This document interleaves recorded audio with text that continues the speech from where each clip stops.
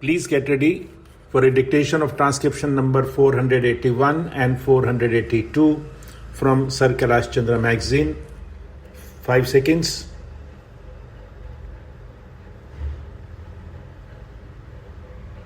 Start.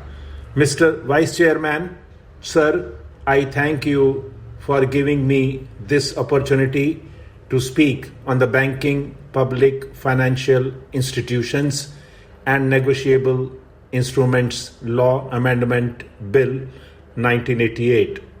Sir, if we go back to the history when the announcement was made by Shrimati Indira Gandhi, our former Prime Minister, we had seen that there was opposition even from the congressmen against the progressive thinking, and they said that the banks should not be nationalized.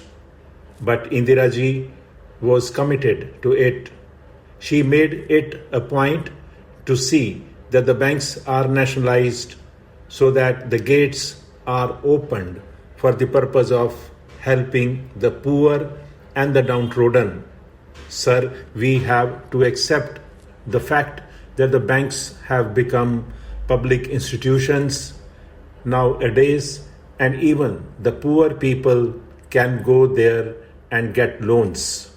I would like to submit that in some banks, even the system of lending money and providing financial assistance to the small businessmen, agriculturists, and the persons who are small vendors has not been taken very seriously.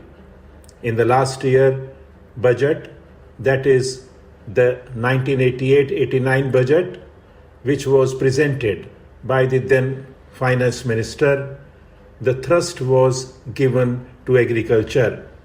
Rupees 2,000 crores were allocated for the rural development programs, and rupees 3,000 crores were given for the benefit of the agriculturists who are employed in the agricultural work.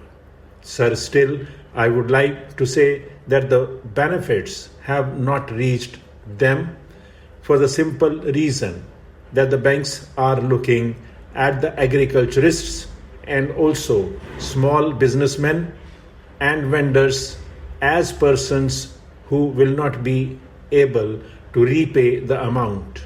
I would like to submit that the reality is that the big businessmen who have taken loans of crores and crores of rupees from the banks have not repaid the loans in time. There are several methods adopted by the banks to collect the money from the farmers who have taken the money for agricultural purposes. They collect from the sugar mills, they collect from the marketing societies, and from several places the money is collected from them. But the banks are treating the agriculturists as unwanted elements. That tendency among the bank officials should go. Now, sir, they have started a system of bank finances to the agriculturists within a radius of about 20 kilometers, which will definitely benefit the agriculturists. Sir, the other important aspect is that in spite of the deposits mounting, there is a system of paying commission to the promoters in which a lot of bungling is going on.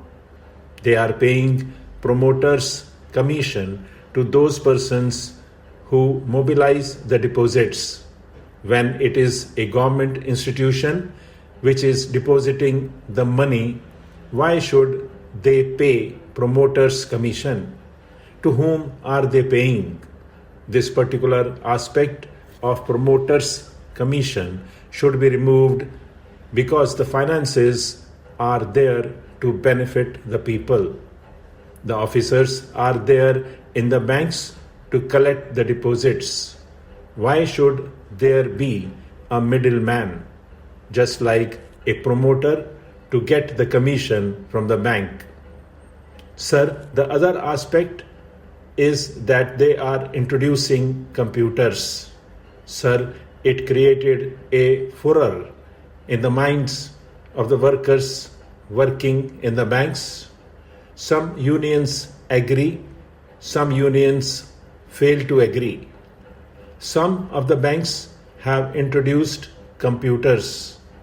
Sir, the assurance which is given by the Finance Ministry that the employees will not be retrenched and that they will be accommodated elsewhere should be followed.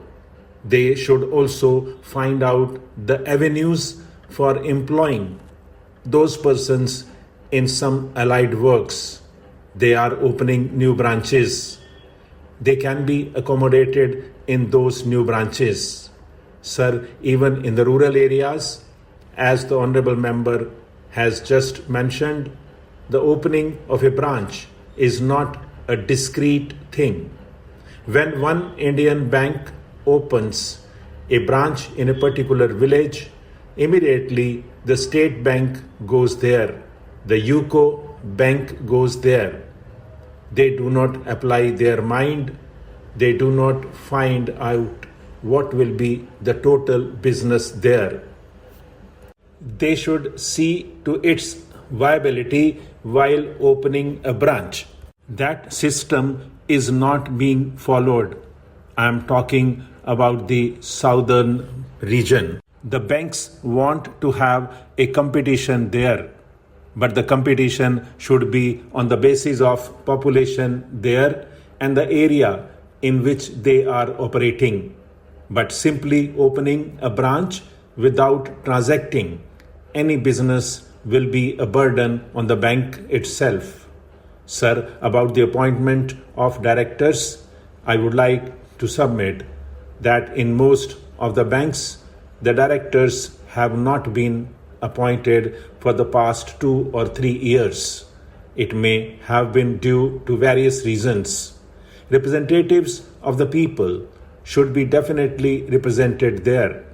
But in most of the banks, directors have not been appointed for 2 years or 3 years, and in some banks, their full strength is not there. Only a skeleton group of directors is functioning there. Sir, another important burning problem is misappropriation by bank officials. The fraud and misappropriation by bank officials run into lakhs and lakhs of rupees, which is a burden on the banks, and these amounts have been misappropriated by them. Mr. Chairman, this is a bill to be sent for eliciting public opinion on a matter which concerns not only the political parties but the public life of the country as a whole. My approach in this matter, subject to public discussion and conclusions arising out of it, is somewhat different from what has been said by the 2 previous speakers. Right at the beginning, I should like to make it clear that I am in favor of cheap elections. I want to rule out money as far as possible from the context of the processes of our parliamentary institutions and democracy, because money has undoubtedly a corrupting influence. I wonder what will happen if these restraints were to be revoked. Would that lead to honesty and elimination of big money in election affairs? I do not think it would be the contention of Mr. Bhargava that by abolishing these restraints, we are going to have cheap elections or some kind of curbs on election expenditure. Stop.